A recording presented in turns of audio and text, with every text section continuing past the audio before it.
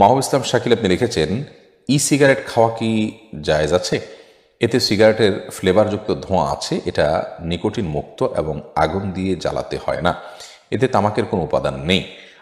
মাহবুব ইসলাম Shakil, e cigarette যেটি বেশ আগে থেকে চীনে সম্ভবত প্রথম বের হয়েছে, চীন থেকে এখন অনেক দেশে এটি পাওয়া যায়।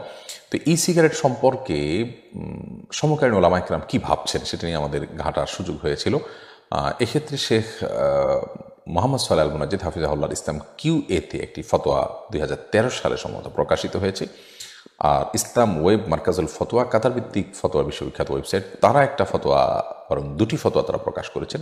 এই সবগুলো আমার দেখার সুযোগ হয়েছে। সবগুলোকে সামনে রাখার পর এবং ই সিগারেট সম্পর্কে একটু ঘাঁটাঘাঁটি করে আমার যেটুকু এক্সপার্টদের কাছ থেকে জানার সুযোগ হয়েছে সেটাকে সামনে রেখে আমি বলতে পারি যে ই সিগারেট নিয়ে ওলামা ইকরামের প্রথম ফতোয়া ছিল যে এটি নিকোটিন আছে এবং এটি মানব স্বাস্থ্যের জন্য ক্ষতিকর। সেই হিসাবে এটি অন্য সাধারণ সিগারেটের মতো এটার বিধান এবং এটি নাজায়েজ এবং হারাম। এবং একই ফতোয়া আপনার শেখ মোহাম্মদ সাল্লাহ মজিদ হাফিজুল্লাহ দিয়েছেন ইসলাম QA-তে, এবং ইসলাম ওয়েবের মার্কাজুল ফতোয়াতেও আপনার মুফতিগণ ফতোয়া দিয়েছেন যে নাজায়েজ এবং গুনাহ।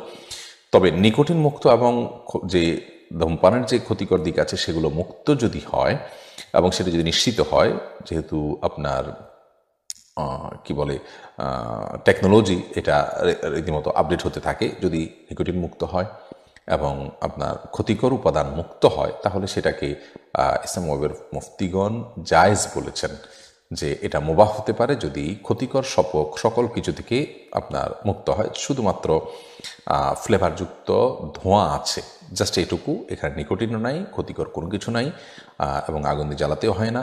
সব মিলিয়ে এটাকে তারা মুবাহ বলেছেন যদি ওই পর্যায়ে থাকে। শুধু ধোঁয়া, এটা কোনো খাদ্য বা পানীয় হতে পারে কিনা এটা নিয়ে একটা আলোচনা আছে। যেহেতু আমরা জানি জাহান্নামীদেরকে যে শাস্তি দেওয়া হবে তার মধ্যে থেকে একটি হলো ধোঁয়া, আর যেটা আল্লাহ তাআলা জাহান্নামীদেরকে শাস্তি দিবেন সেটি দুনিয়াতে মানুষের উপভোগের জিনিস অন্তত হতে পারে না। ধরুন উপভোগ বলতে আপনার আগুন